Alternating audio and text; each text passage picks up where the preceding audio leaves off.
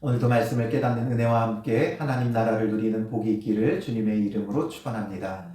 요즘 어른들이 이야기를 하면서 젊은 사람들에 대하여 한탄하며 하는 말이 무엇이냐면 요즘 젊은 사람들은 힘든 일을 안 하려고 한다라는 거예요.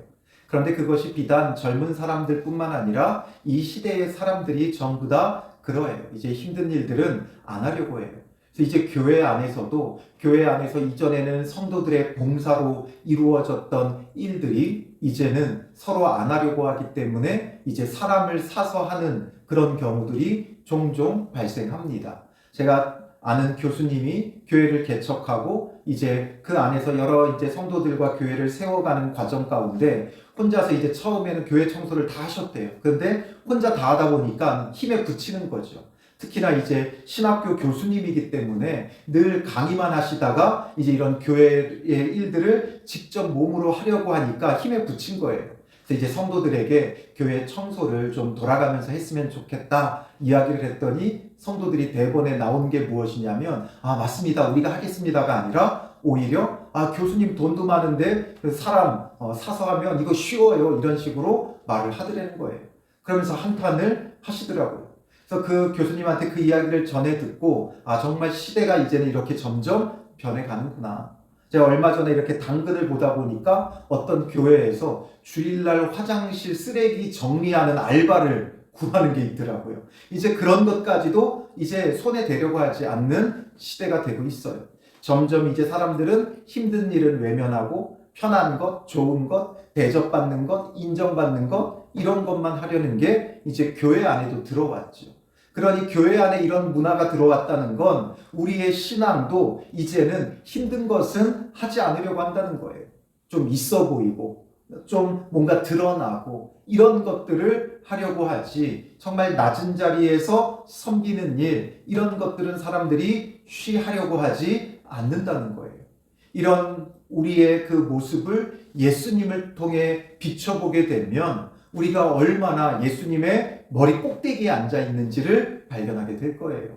우리가 믿는 예수님, 우리가 따라가야 할 예수님, 그 예수님이 누구신가? 이것을 우리가 바르게 알고 믿는 데 있어 오늘 본문은 매우 중요한 우리에게 이야기를 해주는 것들이 있습니다. 그래서 이제 예수님께서 십자가를 지시기 위해 모든 일들이 이제 다 마무리가 됐어요.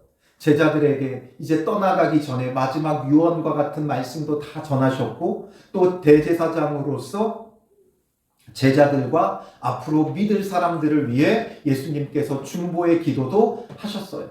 이제는 넘겨지는 그런 과정에 놓이게 되어집니다.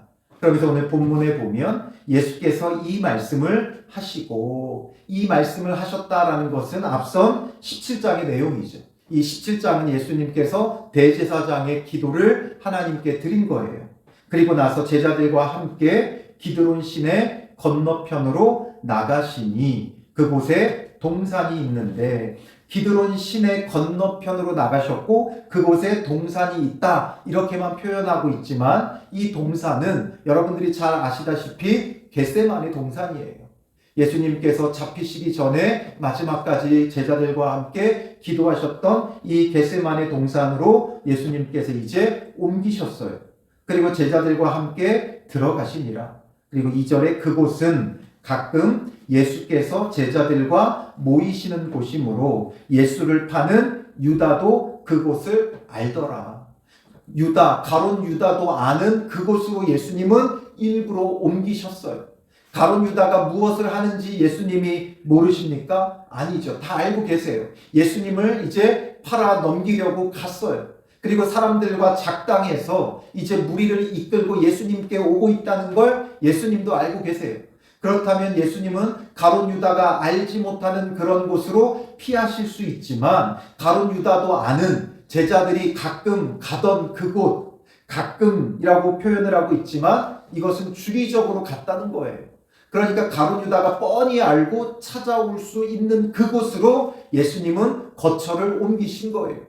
그리고 오히려 먼저 가서 가룟 유다를 맞이하려고 이 겟세마네 동산으로 예수님께서 미리 먼저 가셨다는 거죠.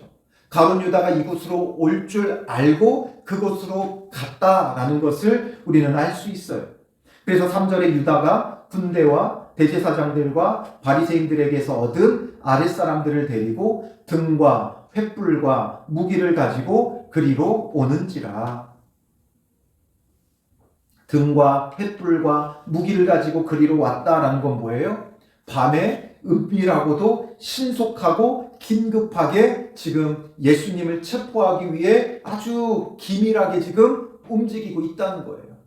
기밀하고 기민하고 아주 은밀하고 예민하게 지금 사람들과 함께 일사불란하게 움직이며 예수님을 찾고 있는 거예요. 그리고 4절에 예수께서 그 당할 일을 다 아시고, 예수님은 다 아셨다는 거예요. 다 아시면서도 피하지 않았어요. 우리는 다 알면 어떻게 해요? 피하죠. 뻔히 보이는 어려움, 뻔히 보이는 고난, 뻔히 보이는 고생, 이런 것들은 피하려고 해요. 우리 옛 속담에 젊어서 고생은 사서도 한다라고 했죠. 그런데 이제는 그렇지 않대요. 이제는 젊어서 고생은 피할 수 있으면 피해야 된다, 이런 말들을 한다는 거예요. 그렇기 때문에 이제 예수님은 뻔히 고생, 고난, 죽음, 이걸 다 보고 알면서도 피하지 않아요. 사람들은 알면 어떻게든 피하려고 해요. 우리나라에 병역의 의무가 있죠. 그래서 사람들은 어떻게든 이것을 피하려고 해요. 그래서 여러 가지 불법적인 일을 해서 연예인들이 그런 것들이 드러나서 사회적인 지탄을 받고 또 사회적으로 매장당하는 일들도 우리가 보게 되죠. 그럼에도 불구하고 사람들이 이렇게 불법으로 병역 의무를 다하지 않으려고 해요. 왜냐하면 뻔히 보이는 고생이고 고난이기 때문인 거죠. 예수님은 이게 다 보여요. 그냥 고생, 고난 정도가 아니라 예수님이 다 아시는데 뭘 다 아세요? 이렇게 붙잡히시면 이제 십자가에 죽으신다는 걸 아세요. 그럼에도 불구하고 나아가 이르시되, 그러니까 그걸 보고 피하는 게 아니에요. 가룟 유다가 아는 그곳을 찾아갔을 뿐만 아니라 그들이 가룟 유다가 이 사람들을 대동하고 왔을 때도 피하지 않고 오히려 나아가서 그들에게 물어요. 너희가 누구를 찾느냐 묻죠. 너희가 누구를 찾느냐? 대답하되 나사렛 예수라 하거늘, 나사렛 예수를 우리가 찾는다 하죠. 그러니 예수님이 뭐라고 말씀하세요? 너무나도 담대하고 너무나도 당당하게 내가 그니라 말씀하시죠. 내가 그니라. 이들이 지금 나사렛 예수를 찾아 추포하려고 하고 있는데 예수님은 거기서 너무나도 당당하게 내가 그다. 그 얘기는 뭐예요? 나 잡아가라 이거죠. 나를 데려가라 이거예요. 그리고 그를 파는 유다도 그들과 함께 섰더라. 예수께서 그들에게 내가 그니라 하실 때에, 예수님께서 내가 그니라 말씀하시니까 그들의 반응이 뭐예요? 그들이 물러가서 땅에 엎드러지는지라. 예수님께서 내가 그니라 하면서 잡아가라고 하시는데 오히려 이들은 어떻게 돼요? 물러가서 땅에 엎드러진다라는 거죠. 왜 이들이 땅에 엎드러져요? 예수님께서 너희가 누구를 찾느냐? 나사렛 예수라 하니까 예수님께서 내가 그니라 말할 때, 그럼 이들은 자기들의 목적대로 이 예수님을 찾았기에 붙잡아 가면 되는데 그렇게 하지 못하고 엎드러졌어요. 왜 엎드러졌느냐? 예수님 안에 있는 그 위엄과 권위와 이것 앞에 이들이 스스로 굴복당하고 있다라는 거죠. 예수님의 신적 권위 앞에 압도당하고 있다는 거예요. 그러니까 어떤 사람들은 그런 사람들이 있어요. 정말 아무 말 하지 않고 가만히 있어도 굉장히 위협적이고 압도적인 사람들이 있어요. 그런 것처럼 예수님은 체격이 건장하고 위대하고 이래서 이들을 압도할 수 있는 외형과 외모를 가진 분은 아니지. 흠모할 만한 것이 아무것도 없는 정말 초라한 모습으로 이 땅에 오신 예수님이에요. 그러나 예수님의 이 말 한마디 한마디가 너희가 누구를 찾느냐? 내가 그니라. 이렇게 딱 두 문장 말씀하셨어도 그 말씀 한마디 한마디에 예수님의 그 신적 권위와 능력이 다 드러나는 거죠. 그러니 이들도 모르게, 자신도 모르게 압도당해 엎드러지는 거예요. 그러니 예수님은 참된 왕으로 이 땅에 오신 거예요. 세상 왕좌에 앉지 않아도 예수님 말 한마디 한마디 앞에 모두가 굴복하고 엎드릴 수밖에 없을 만큼 하나님께서 이 땅에 보내신 참 하나님, 그리스도, 메시아라는 것이 분명한 것이죠. 그러니 오히려 예수님께서 이에 다시 누구를 찾느냐고 물으시는데, 이들이 압도당하고 막 지금 나자빠지니까 예수님이 오히려 다시 야 너네 누구를 찾는데 이러는 거냐 하면서 다시금 그들에게 되물어요. 그러니 그들이 말하되 나사렛 예수라 하거늘 예수께서 대답하시되, 이들이 또 다시 나사렛 예수를 찾는다고 하니까 너희에게 내가 그니라 하였으니, 나의 신분을 분명히 밝혔으니 나를 찾거든 이 사람들이 가는 것은 용납하라 하시니, 나를 찾거든 이 사람들이 가는 것은 용납해라. 즉 너희가 나를 찾으니까 나만 잡아가고 나와 함께 있는 내 제자들은 그냥 돌려보내달라 이거죠. 너희가 찾는 건 나이기에 나만 잡아가라 하면서 자기 자신을 내어주시는 거예요. 예수님 앞에 압도당한 이들이 예수님께는 사실상 손도 못 대요. 예수님께서 허락하지 않으면 손도 못 대요. 이게 드러났잖아요. 내가 그니라고 하는데 이들이 달려들어 붙잡는 게 아니라 그를 찾기만 하면 달려들어 붙잡으려고 왔는데 그를 찾았음에도 불구하고 달려들어 붙잡지 못하고 오히려 물러가 엎드러졌다는 거예요. 감히 예수님께 손을 대지 못해요. 뻔히 눈앞에 있어도 예수님께 손을 대지 못해요. 그렇다면 이들이 할 수 있는 건 뭐예요? 예수님이 안 되니까 뻥 대신 닭이라고 예수님의 제자들을 붙잡아 갈 수도 있는 거예요. 그러니까 예수님은 내가 그다, 나를 데려가라 하면서 내가 그니까 나를 찾거든 이 사람들이 가는 것은 용납하라고 하면서 끝까지 제자들을 보호하고 보살피고 이들을 살리려고 하는 것이죠. 왜냐하면 예수님은 우리의 진정한 선한 목자이신 거예요. 앞서서 10장에 예수님께서 예수님 자신이 선한 목자이심을 밝히셨죠. 요한복음 10장 11절 12절에 보면 나는 선한 목자라, 선한 목자는 양들을 위하여 목숨을 버리거니와, 선한 목자는 양들을 위해 목숨을 버린다라는 거예요. 그러나 삭구는 목자가 아니요 양도 제 양이 아니라 이리가 오는 것을 보면 양을 버리고 달아나나니 이리가 양을 물어가고 또 해치느니라. 삭구는 자기 살겠다고 달아난다는 거죠. 예수님께서 자기 살겠다고 달아나시는 분이 아니에요.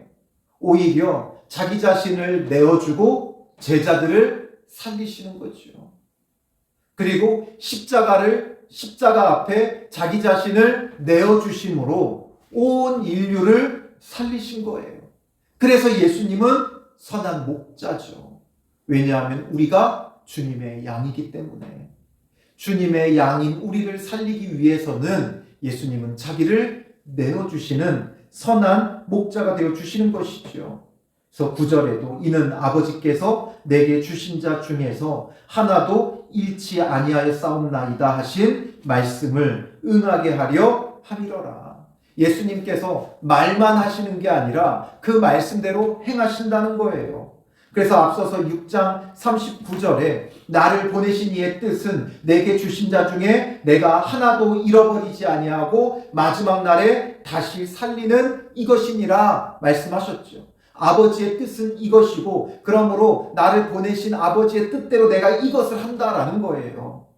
10장 28절에도 내가 그들에게 영생을 주노니 영원히 멸망하지 아니할 것이요 또 그들을 내 손에서 빼앗을 자가 없느니라. 바로 주님의 백성들을 영원히 멸망하지 않고 빼앗기지 않는다 분명히 말씀하셨어요. 그리고 17장 12절에도 내가 그들과 함께 있을 때에 내게 주신 아버지의 이름으로 그들을 보존하고 지키었나이다. 그 중에 하나도 멸망하지 않고 다만 멸망의 자식뿐이오니 이는 성경을 응하게 함이니이다. 예수님은 보존하고 지켰고 하나도 멸망하지 않았다는 거예요. 멸망한 자가 있다면 그는 오직 멸망의 자식, 사탄의 자식, 예수님을 팔아넘길 그 가론 유다 외에는 예수님께서 다 보존하고 살리고 지키신다라는 거죠. 그러니 그 말씀만 하시는 게 아니라 그 말씀을 실제적으로 지금 실천하고 계시는 거예요. 그래서 제자들은 살리고 자기 자신은 내어주시는 거예요. 그리고 십자가 앞에 우리는 살리고 예수님은 자기 자신은 내어 죽임 당하시는 거죠. 예수님은 이렇게 이 뻔히 보이는 십자가 앞에 자기 자신을 내어주세요. 예수님이 힘없고 능력 없어 붙잡혀가고 초라하게 십자가에 죽으신 것이 아니라 예수님은 너무나도 영광스럽게 이 십자가 앞에 자기 자신을 친히 내어주시는 거예요.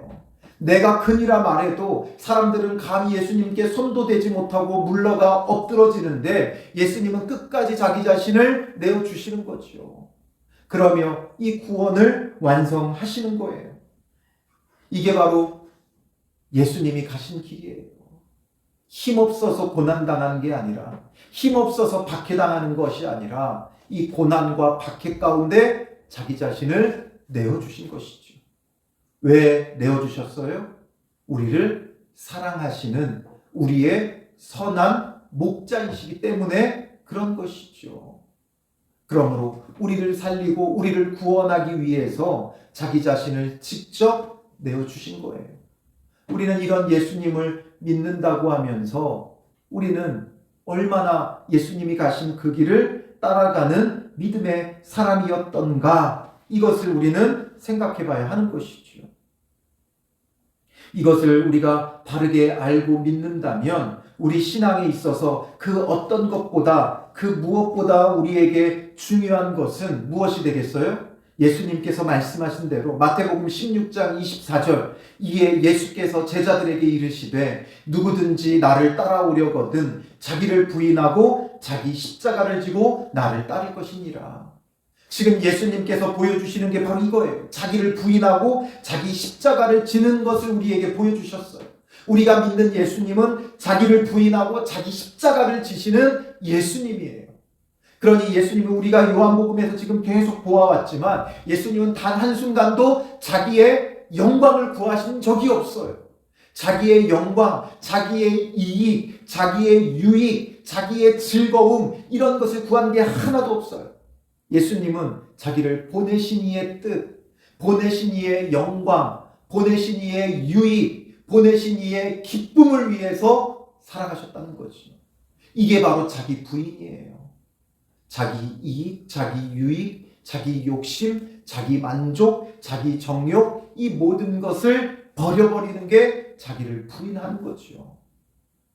그리고 자기 십자가, 바로 보내신 이의 그 뜻을 이루는 거예요. 보내신 이의 뜻, 그 우리에게 주어진 사명은 우리가 개인사의 사명이 아니에요. 어떤 사명이에요? 구속사의 사명이지요. 개인사의 사명은 내가 높아지고 무언가를 이루는 거예요. 개인사의 사명은 흔히 말하는 입신양명이죠. 입신양명. 내가 높아지는 거예요. 그러나 구속사의 사명은 하나님의 구원을 이 땅 가운데 이루어가기 위해 하나님이 주신 그 사명, 예수님께 주신 그 사명은 십자가에 죽으라는 거예요. 그러므로 우리에게 주어지는 구속사의 사명도 마찬가지예요. 우리가 그동안 개인사를 살아가며 우리의 개인의 삶 속에 입신양명, 높아지고 부해지는 것을 목적으로 살아왔다면 이제 예수님을 바르게 알고 바르게 믿는 사람들은 개인사의 사명이 아니라 이제는 구속사의 사명을 갖는 자가 되어져야 돼요. 그러므로 사명 어렵죠. 그러나 우리의 분명한 사명은 내가 하고 싶은 건 절대로 사명이 아닙니다. 내 개인적인 욕심과 내 마음이 이끌리는 것은 사명이 아니에요.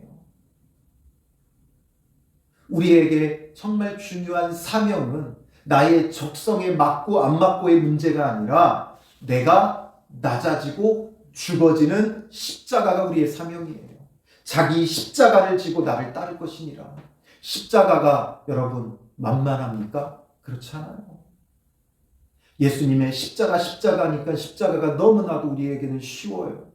얼마나 쉬워졌는지 오늘날 십자가는 무엇이 되어버렸어요? 장신구가 되어버렸어요. 교회를 장식하는 장신구가 되어버렸고 내 목에 달아 걸며 목걸이에 펜던트가 되어버렸어요. 귀걸이에 펜던트가 되어버렸어요. 그러나 주님의 십자가는 얼마나 흉하고 무섭고 죽음의 자리였는가를 우리는 기억해야 돼요. 그리고 예수님은 그 죽음에 지금 어떻게 하고 있어요? 자기 자신을 온전히 내어주고 계시죠. 뻔히 보이지만 저는 감히 어떻게 이 주님이 주신 사명을 표현할지 모르겠지만 진정한 사명은 여러분들이 죽었다 깨어나도 하기 싫은 거예요. 그게 여러분들의 사명이에요. 그러므로 그거 해야 돼요. 그게 여러분들의 사명이에요. 그래서 그 사명을 이루기 위해서는 뭐가 필요해요? 죽었다 깨어나도 못하는 거니까 죽어야 되는 거죠.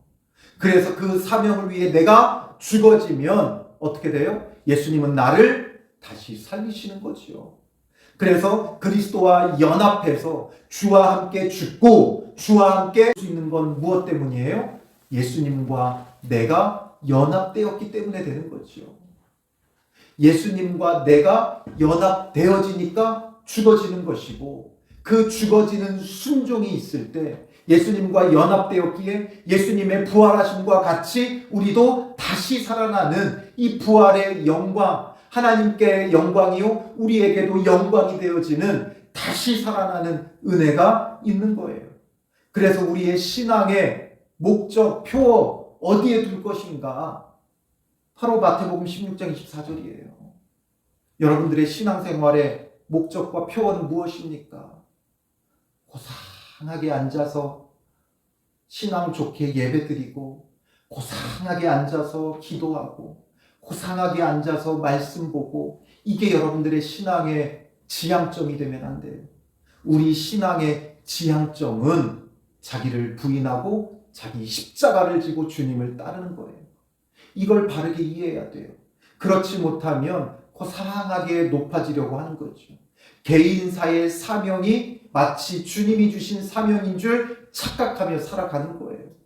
이제는 우리는 구속사의 사명을 가진 자들이 되어져야 하는 것이죠. 이것을 위해 예수님은 자기 자신을 지금 내어주고 계세요. 내가 그니라. 누구를 찾느냐? 내가 그니라 하였으니 나를 찾거든 이 사람들이 가는 것을 용납하라 말씀하시는데 이것을 이 당시에 제자들도 이해하지 못했어요. 그래서 베드로가 어떻게 해요? 10절에 보면 이에 시몬 베드로가 칼을 가졌는데 그것을 빼어 대제사장의 종을 쳐서 오른편 귀를 베어버리니 이것을 이해하지 못했어요. 예수님이 자기 자신을 내어주심을 이해하지 못했어요. 그래서 베드로는 예수님을 잡으러 온 자들을 대적하죠. 예수님께서 이렇게 붙잡혀 가시면 안 된다는 거예요. 베드로는 예수님을 위해 지금 뭐 하려고 하는 거예요? 제가 항상 강조하지만 베드로는 먼저 앞서서 뭐라고 고백을 했었습니까? 13장 37절에 보면 베드로가 이르되 주여 내가 지금은 어찌하여 따라갈 수 없나이까 주를 위하여 내 목숨을 버리겠나이다. 베드로는 자기 목숨을 버리겠다고 했어요. 그런데 예수님은 뭐라고 말씀하세요? 내가 나를 위하여 내 목숨을 버리겠느냐? 내가 진실로 진실로 내게 이르노니 닭 울기 전에 네가 3번 나를 부인하리라. 우리는 베드로가 3번 부인한 것 때문에 베드로가 이렇게 이야기한 것이 그냥 자기가 그냥 감정에 아무렇게나 이야기한 것처럼 받아들여지지만 베드로는 지금 보면 정말 이 고백이 내가 목숨을 버리겠다고 한 것이 거짓말이 아니에요. 이렇게 많은 무리들이 예수님을 잡으러 왔는데 지금 예수님과 몇 명밖에 없어요? 11제자밖에 없어요. 그러니 11제자와 예수님 12명이 이 많은 군대와 물리적으로 싸워서 이긴다는 게 불가능해요. 그런데도 베드로가 칼을 빼든 것은 정말 주를 위해 내 목숨을 버리고 저들과 싸우겠다는 거예요. 결사항쟁으로 칼을 뽑아 들었던 거예요. 그러니 베드로는 거짓으로 내 목숨을 버리겠다고 한 게 아니에요. 그러나 그가 목숨을 버리겠다고 한 이유가 다르죠.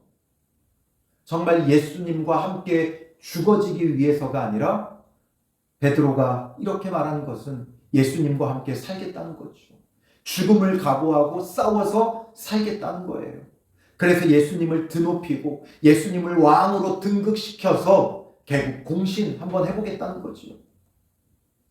그러나 예수님께서 높아지는 길이 아니라 초라하게 붙잡혀 가시는 그 길을 택하니까 베드로가 이해하지 못하고 도망가고 피하고 3번이나 예수님을 부인하게 되는 거예요. 그러나 베드로의 지금의 마음은 진심이에요. 칼을 가졌는데 그 칼을 빼어 대제사장의 종을 쳐서 오른편 귀를 베어버리고 지금 이제 예수님을 위해 죽겠다고 하고 있어요. 그러나 여기에는 어떤 문제가 있어요? 이 열심, 베드로의 이 열심, 자기 생명을 내거는 열심인데 잘못된 열심인 거죠. 그래서 막아서게 되면 예수님은 우리의 구원을 어떻게 이루어요? 하나님께서 보내신 이의 뜻이 무엇이에요? 우리를 구원하기 위해 하나도 잃어버리지 않고 멸망치 않고 다 구원받게 하는 게 예수님의 사명이에요.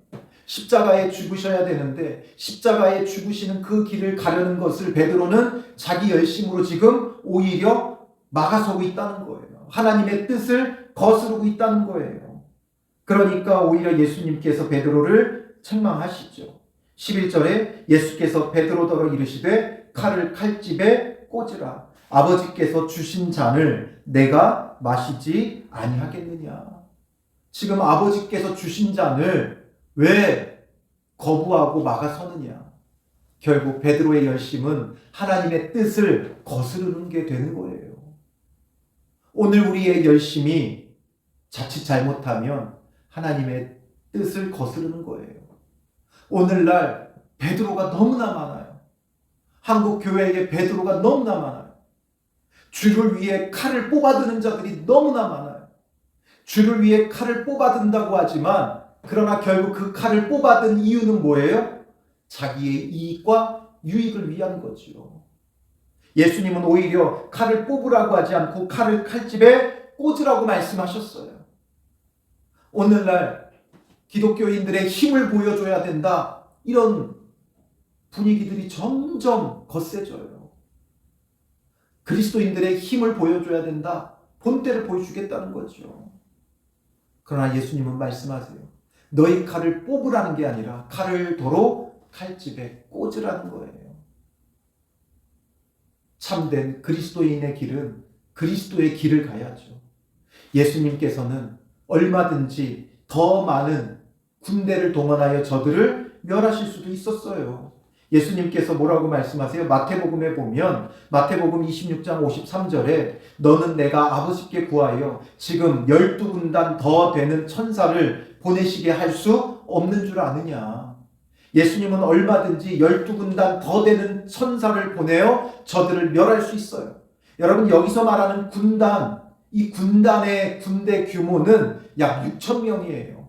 그러니까 한 군단이 6천 명이면 12군단이면 7만 명이 넘어요. 7만 명이 넘는 그 군대와 같은 천군 천사를 호령하여 저들을 쓸어버릴 수 있어요.